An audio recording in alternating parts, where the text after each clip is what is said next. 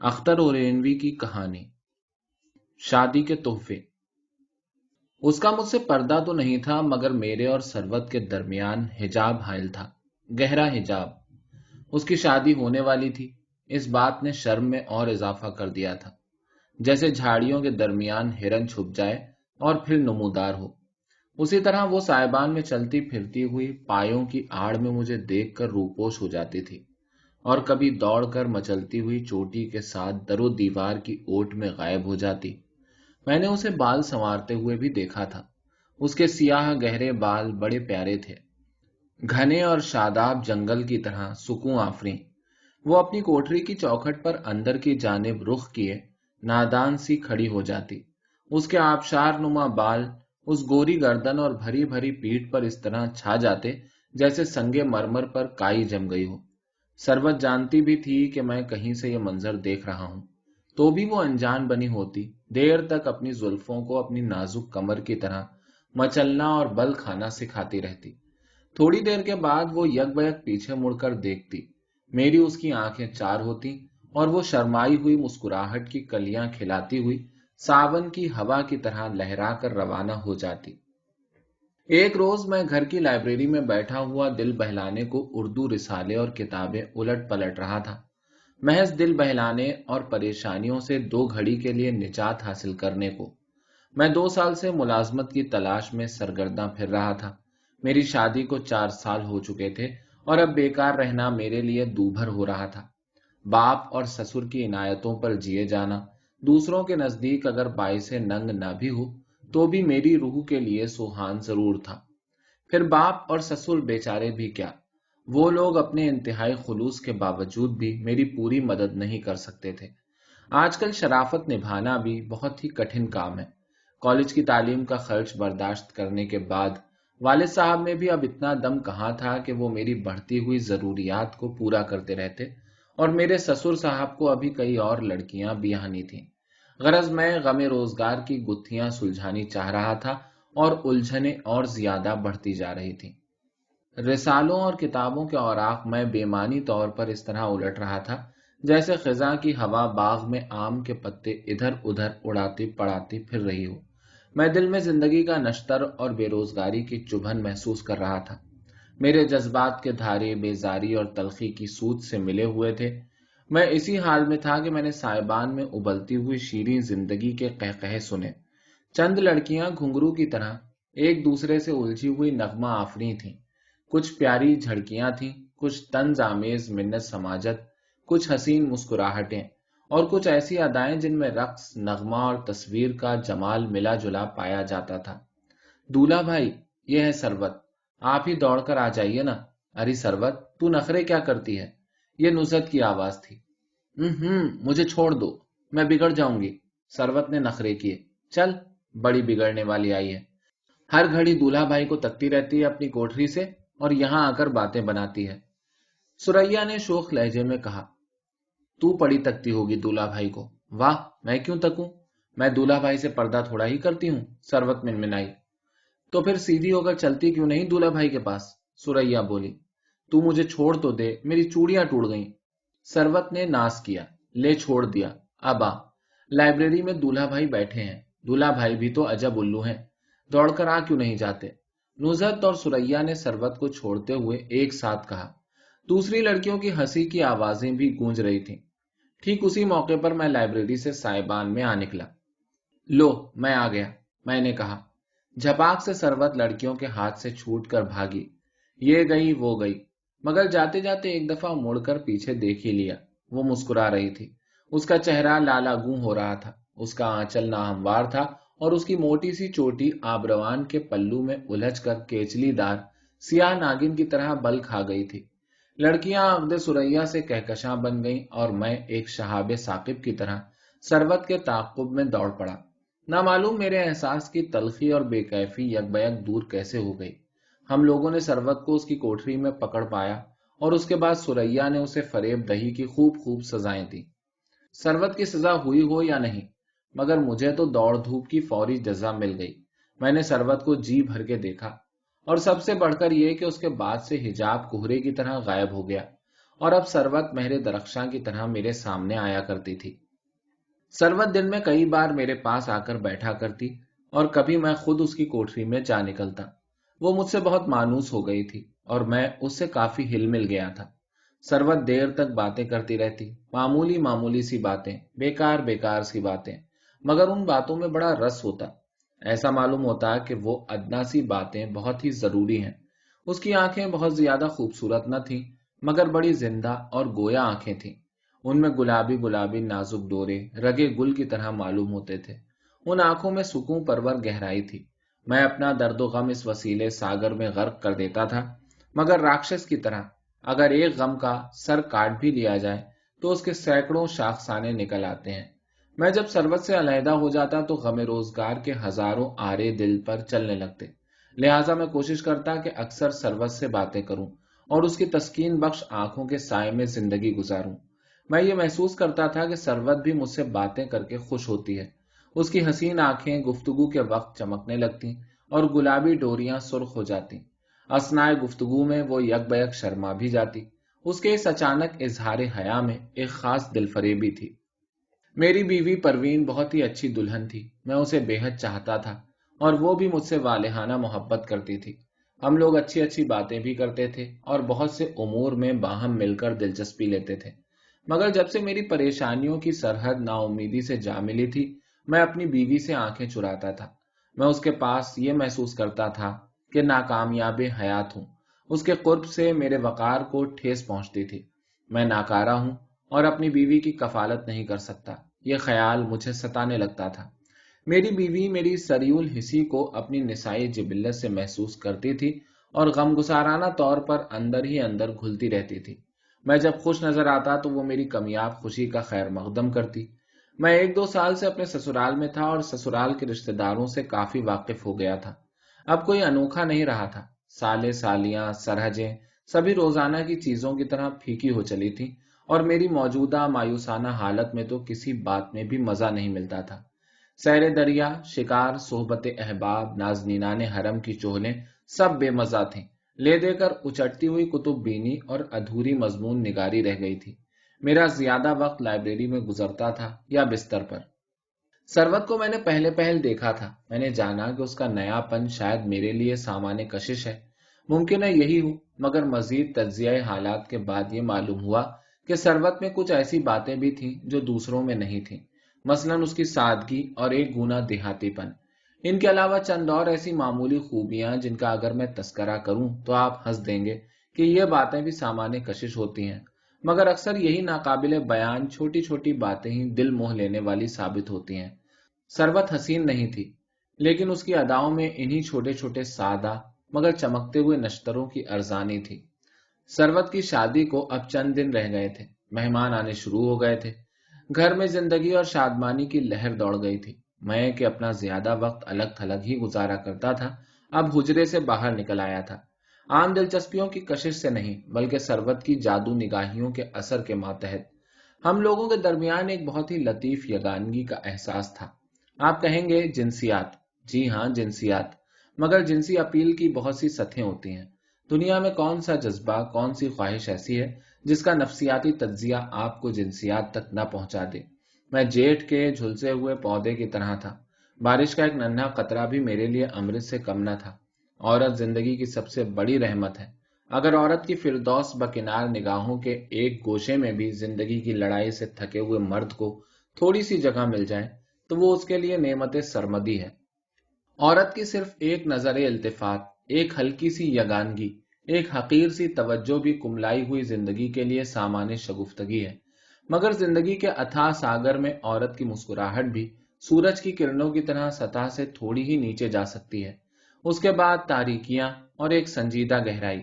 سروت میرے لیے بہار کی ہوا کی گزر جانے والی ایک لطیف و نازک لہر تھی جس نے میرے احساسات کو گدگدایا اور بس۔ مگر دوسری لڑکیوں نے اس سے زیادہ کچھ محسوس کیا۔ میں ان کے تخیل کو کیا کروں؟ سروت بہت خوبصورت ہے دلہا بھائی، ایک دفعہ ایک لڑکی نے خاص تیور سے دریافت کیا۔ ایک صاحبہ نے طنز سے فرمایا، نئی سالی کے سامنے پرانے لوگوں کو کون پوچھتا ہے؟ میں ان سوالوں کا جواب کچھ اس طرح دیتا، آپ لوگ شادی کے ہنگاموں میں الجھی ہوئی ہیں، بتائیے باتیں کس سے کروں؟ الٹی بات، आप लोगों ने मुझे तन्हा छोड़ दिया है या मैंने लड़कियों को आपस में भी चेमिगोइयां करते हुए देखा था। मेरी बीवी को इस छेड़छाड़ में बहुत लुत्फ आता था। एक दफा वो कहने लगी, आपकी सब सालियां और सरहजें आपसे बिगड़ी हुई हैं, सरवत पर फिक्रे कसे जाते हैं। मैं हंस देता। सरवत भी अपनी बड़ी बहन से अक्सर मेरी ही बातें करती। आज दूल्हा भाई से ये बातें हुई, आज उन्होंने ये कहा, आज ये हुआ वो हुआ। तू तो दूल्हा भाई के लिए पागल हो रही है, रेहाना टालती हुई मुस्कुराकर कहती। नहीं, दूल्हा भाई बहुत अच्छे हैं आपा, आप तो उनसे नाहक का पर्दा करती हैं। वो बड़े मिलनसार हैं और फिर बातें कितनी बनानी जानते हैं। दफा हो अपने दूल्हा भाई के पास, फिर मुझे काम करने दे। अभी दर्जनों शलोके गोद टाकने को पड़े हैं और उस हफ्ते में तेरी बारात आ रही है। रेहाना आपा सरवत को बनौट के गुस्से के साथ जवाब देती। सरवत को मायूं बिठा दिया गया था, अब उससे मिलने का बहुत कम मौका मिलता। फिर भी शाम को जब लड़कियां और मेहमान बीबियां दूसरी अंगनाई में गीत गाने में मशगूल हो जाती, तो सरवत अपनी बड़ी बहन के लड़के को भेजकर मुझे मर्दाने से पुख्ता आंगन में बुलवा भेजती और कहती कि हर शख्स मशगूल है, अकेले तबीयत नहीं लगती, बातें कीजिए। सरवत की शादी के दिन बहुत ही करीब आ गए। एक रोज मेरी बीवी ने रुकते रुकते कहा, सभी रिश्तेदार औरतें मांझा दे रही हैं। मैं तो खैर अपनी ही कोई नई साड़ी और दूसरे कपड़े दे दूंगी, मगर मर्द अजीज भी तो सरवत को शादी के तोहफे देंगे। इतना कहकर वो रुक गई और मेरे सामने तारीकियों के हल्के मगरमच्छ के खुले हुए जबड़े की तरह नजर आने लगे। मैं फौरन अपनी बीवी के पास से उठकर आया और उस रोज सारा दिन चिड़चिड़ा रहा। 2-3 बार लोगों से मामूली मामूली बातों के लिए उलझ पड़ा। खारजी हालत के खुरदुरेपन से ज्यादा मेरी दाखिली कैफियत मुतलातिम हो रही थी। ऐन नखलिस्तान के अंदर दम लेते हुए मैंने बादे समूम की एक तेज लपट महसूस की। अब सरवत का ख्याल भी मेरे लिए महरूमी और नाकामयाबी का इशारा था। उफ, 20वीं सदी का नौजवान कितनी तमन्नाएं, कितने अरमान अपने दिल में रखता है। उनमें से अक्सर आरजुएं घुट घुट कर दम तोड़ती जाती हैं और जो पूरी भी होती हैं वो कुचला कुचला कर और मसला मसला कर पूरी होती हैं। मैं दिन भर एक वहशी बन जाने की ख्वाहिश में घुलता खौलता पिघलता और मुंजमद होता रहा। मैं सोचता था कि अगर जायज तमन्नाओं के गिर्द भी जंजीरें पड़ी हुई हैं, अगर मासूम ख्वाहिशों की गर्दन में भी भारी भारी सिले हैं, तो फिर दुनिया किसी सितारे तकरीब से टकरा क्यों नहीं जाती। जलजला सिर्फ बिहार और कोयटा में क्यों आता है, सारे आलम में बैक वक्त जलजला क्यों नहीं आ जाता। शाम को सरवत का बुलावा आया, मैं नहीं गया। उसने कई बार बुलवा भेजा, मैंने हर बार इनकार किया। रात को मुझे नींद बहुत देर में आई और जब आई भी तो ख्यालात को और भयानक रूप देती हुई आई। दूसरे दिन मेरे सर में दर्द था और दिलो रूह में उससे ज्यादा। दिन को एक हफ्ते के इंतजार के बाद वालिद साहब का कार्ड मिला, जिसमें उन्होंने अपनी मजबूरियों का इजहार किया था। अब मेरी नाउमीदी मुकम्मल हो गई और शादी के तोहफे का ख्याल हजारों आरजुओं के साथ मदफून हो गया। दोपहर और सहपहर को मैं फिल्म के सितारों का तस्वीरी एल्बम देखता रहा। एक एक सितारे की नोक पलक का बहुत ही गहरा जायजा लिया और आज एक ऐसे साहब से उसके मुतालिक तबादला ख्यालात किया जिनको मैं कभी मुंह लगाना भी पसंद नहीं करता था। उस शाम को मैं गैर मामूली तौर पर खुशो खुर्रम और हंसोड़ था। यहां तक कि मैंने बजला संजी के अलावा सोकियाना मजाक को रवा ही नहीं रखा बल्कि उसकी बोहतात कर दी। सरे शाम सरवत ने कहलवा भेजा कि क्या आज भी नहीं आइएगा। आसमान पर तारे छटके और जनान खाने से गीतों की झंकार उठी। मैं सरवत से मिलने चला। अब वो कोठरी में मायूं बैठी थी, मुस्तकिल तौर पर मुक़य्यद। मैं कोठरी में दाखिल हुआ और जरा झिझका। सरवत के पहलू से पेबंद एक नई कमसिन सी लड़की बैठी हुई थी। आइए दूल्हा भाई, ये मेरी ममेरी बहन फरहत है, आपको देखने को देर से बैठी है। सरवत ने मुझे झिझकता देखकर कहा। बहुत खूब, मैं हाजिर हूं। देखिए फरहत साहिबा मुझे। मैंने मुस्कुराते हुए जरा शोखी की और फरहत से करीब पलंग पर बैठ रहा। फरहत सरवत के दूसरे पहलू की तरफ जाकर चिमट गई। क्यों दूल्हा भाई, कल तो आप बहुत खफा थे। फरहत कल ही आई हैं और कल ही से आपसे मिलने के लिए बेचैन है। सरवत ने अपनी मदभरी आंखों का रस मेरी आंखों में उंडेलते हुए कहा। फरहत मुझे क्या जाने, मैंने बात टालते हुए कहा। और मैं जो जानती हूं आपको, सरवत ने जवाब दिया। तो फिर यह फितना आपका फैलाया हुआ है, मैंने एहसास पिंदार के साथ कहा। आप लोग अभी से मुझे भुला रहे हैं, कल आपको कितनी दफा बुलाया था, आपने हर बार मायूस किया। सरवत की आंखों के समुंदर में मोती चमकने लगे। शादी के दिनों में एक हिंदुस्तानी लड़की मोम की तरह पिघलती रहती है। उसकी आंखें अगर मैके की मोहब्बत में हर वक्त सावन भादों का समा ना भी पेश करें, तो उनकी लामहदूद वुसतों में बिन बरसे हुए बादल हर घड़ी मचलते जरूर रहते हैं। सरवत, तुम रोने लगी। कल मेरी तबीयत अच्छी नहीं थी, इसलिए नहीं आया, मैंने सरवत को चुप कराते हुए कहा। सरवत कुछ देर तक रोती रही। तो मैं चला सरवत, मैं बातें करने आया हूं और तुम रो रही हो। मैंने पलंग पर से उठते हुए झूठ मूठ की धमकी दी। सरवत ने आंसू पोंछ डाले और चुप होने की कोशिश करने लगी। उसके बाद हम लोगों ने बहुत सी दिलचस्प बातें की और खूब खूब हंसी रही। सरवट ढीले ढाले जोगिया रंग के कपड़े में मलबूस शफक की देवी मालूम हो रही थी और उसका काहिदा चेहरा शफक बकिनार हिलाल की नजाकतों का आईनादार था। उसके खुले हुए बाल की लटें उसके सीनों और शाने पर इस तरह बिखरी हुई थी जैसे उफुके रंगीन पर सुरमई बादल के टुकड़े एक ख्वाबनाक फिजा पैदा कर रहे हों। वो उपटने की खुशबू से बसी हुई थी। कुसुम और बेले के फूल की महक के साथ जाफरान की खुशबू मशामे जान को मुअत्तर कर रही थी। तुम अनार की कली को शर्मा रही हो सरवत, मैंने मुतासिर होते हुए कहा। आपको भी मैं अनारकली बना दूं? ये कहते हुए सरवत ने बहुत सा उपटना मेरे चेहरे पर मल दिया। उसकी आंखों में जुर्रत तलब शरारत मचल रही थी। मैं दावत निगाह को कबूल करके बदला लेना ही चाहता था कि एक छपाके ने मुझे बेवकूफ सा बना दिया। फरहत ने मुझ पर रंग की बेपनाह बौछार कर दी थी।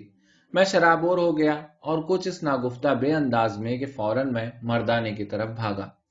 दूसरे रोज सरवत की बारात आ गई। घर बाहर बड़ी रौनक थी। हर तरफ लिबास जीनत की नुमाइश हो रही थी। जनान खाने में दिन को हर सू कौसो कज़ा के रंगों और ताउसाना अदाओं की दिलफरेबियां नाज फरमा रही थीं। नौजवान तीतरियां घड़ी घड़ी लिबास तब्दील करके अपनी हवा बांध रही थीं। रात आते ही घर का घर सलमा सितारा की जरकार साड़ियों से रूकशे कहकशां बन गया। हर नौखेज फुलझड़ी थी, हर जवान लड़की छुटता हुआ अनार और हर औरत मेहताबी।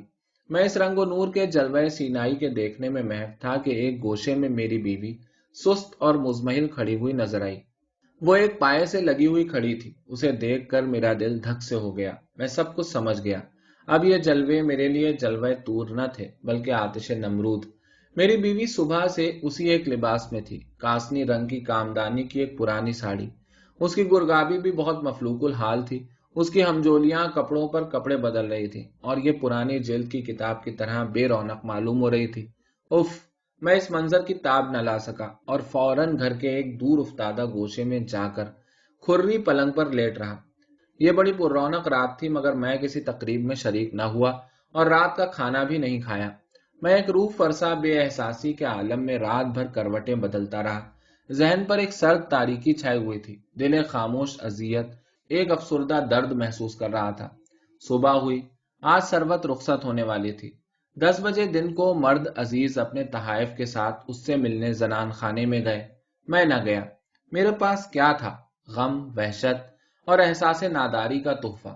सरवत रुखसत हो गई और 5वें दिन सुना कि वापस भी आ गई। ये 5 दिन किस तरह बीते हैं मैं नहीं बता सकता। सरवत से छूटने का गम? जी नहीं। मैं तो ये चाहता था कि सरवत वापस ही ना आए। मैं उससे आंखें चार करनी ही नहीं चाहता था। मगर सरवत आई। शायद सरवत ने ससुराल से वापस आने के साथ ही मुझे बुला भेजा था, मगर मैं एक हफ्ते तक उससे नहीं मिला। खुदा जाने क्यों कर मैं खुद बखुद एक मर्तबा मिलने चला गया। वो अपने उरूसी कमरे में चीजों की दुरुस्ती में मशगूल थी। अल्लाह, आप आखिर मिलने आ गए मुझ बदनसीब से दूल्हा भाई। सरवत ने शिकवा संजाना मुसरत के साथ मेरा खैर मकदम किया। खुदा ना करे तुम बदनसीब हो। बदनसीब तो मैं हूं सरवत, मैंने जवाब दिया। आप क्यों खफा हैं मुझसे दूल्हा भाई? आप मुझे रुखसत करने भी नहीं आए थे। मैं मजमे में आपकी आवाज की मुंतजिर थी। मेरी आंखें बंद थी मगर जी चाहता था कि आंखें खोलकर देखूं कि आप हैं या नहीं। सरवत ने बड़ी मायूसी से कहा, कोई वजह नहीं, यूं ही नहीं आया सरवत। मुझे खुद मालूम नहीं मैं क्यों नहीं आया। मैं चाहता था कि इस बारे में बातें ना हो। सुनाओ, शादी का तजर्बा कैसा रहा? नए लोगों से मुलाकात हुई, अच्छे लोग थे? मैंने मौजूए गुफ्तगू बदलते हुए कहा। आपसे अच्छे नहीं, उसने एक पुरमानी हिजाब के साथ जवाब दिया। आइए दूल्हा भाई, आपको चीजें दिखलाऊं। मेरे मसरफ की चीजें सब मेरे साथ वापस चली आई हैं। दूल्हा भाई, गैर जगह अजीजों की दी हुई चीजें भी कितनी प्यारी मालूम होती हैं। हर तोहफा मुझे अजीजों की याद दिला रहा था। मैं अक्सर देख देख कर रोती थी। आप मुझे बेवकूफ कहेंगे, है ना? मैं आपको हर वक्त याद किया करती थी। आप मुझे याद करते थे? सरवत आज इतनी बहुत सी बातें कर रही थी और मेरी जबान पर मोहर सी लगी हुई थी। बोलते क्यों नहीं आप? ये देखिए, ये सिंगार बक्स अहमद भाई ने दिया है। यह है उनका नाम लिखा हुआ। अच्छा सा है ना? وہ میرے جواب کا انتظار کیے بغیر بکس سے دوسری چیز نکالنے لگی۔ دیکھیے، اس بکس میں سلائی کا سیٹ ہے اور اس میں کروشیا اور کشیدہ کاری کے کام کا سامان، اور یہ دیکھیے، یہ کشیدہ کاری کی مشین ہے۔ دولہا بھائی سب نے اپنا اپنا نام چھوٹے چھوٹے کارڈ پر لکھ کر لٹکا دیا ہے۔ یہ ایئر رنگ رہی دولہا بھائی، یہ محمود بھائی کی دی ہوئی ہے۔ اور یہ دیکھیے، اف میں تھک گئی، کتنی ساری چیزیں ہیں۔ وہ جو بکس کی تہہ میں ایئر رنگ ہے نا، بہت پیاری سی۔ میں آپ کو ایک اور بہت ہی اچھی سی چیز دکھلاتی ہوں۔ سروت اپنا ایک بکس الٹ پلٹ رہی تھی اور میں اپنے تخیل کے تاریخ خلا میں ارمانوں کی لاشوں کو دانت نکالے ہوئے دیکھ رہا تھا۔ تحفہ، تحفہ، زندگی کے ہاتھ میں موت کا تحفہ، سرمائے کے ہاتھ میں بیکاری اور ناداری کا تحفہ، سماج کے ہاتھ میں فخر بیجا کا تحفہ، ملایانہ مذہب کے ہاتھ میں غلط تسکین کا تحفہ، تحفہ، تحفہ، محبت کے ہاتھ میں نفرت کا تحفہ۔ یہ دیکھیے، مل گیا دلہا بھائی، کتنا قیمتی نیکلس ہے نا؟ مجھے لوگ کتنا چاہتے ہیں۔ سروت کی آنکھ میں مسرت اور غرور کی چمک تھی۔ میں اس وقت سروت کی آنکھوں سے نفرت کر رہا تھا۔ ان کی چمک خنجر کی چمک معلوم ہوتی تھی اور ان کے سرخ ڈورے خنجر کے پھل پر جمع ہوا خون۔ کیوں دلہا بھائی، آپ کی کیا حالت ہے؟ سروت نے چونک کر کہا۔ کچھ، میری زبان نہ کھل سکی۔ دل میں شدید درد و کرب کا احساس ہوا۔ سینے کا آتش فشاں آنکھوں کے شگاف سے پگھلے ہوئے لابے کی طرح آنسو بن کر امڑ آتا تھا۔ میں اپنی ڈبڈبائی ہوئی آنکھوں کو سروت کی نظروں سے بچا کر کمرے سے باہر نکل آیا۔ در پر پہنچ کر میرے آنسو ابل آئے اور چوکھٹ کی خاک میں چند قطرہ ہائے اشک مدفون ہو گئے۔ یہ تھے میرے تحفے، انہیں بھی میں سروت کے سامنے پیش نہ کر سکا۔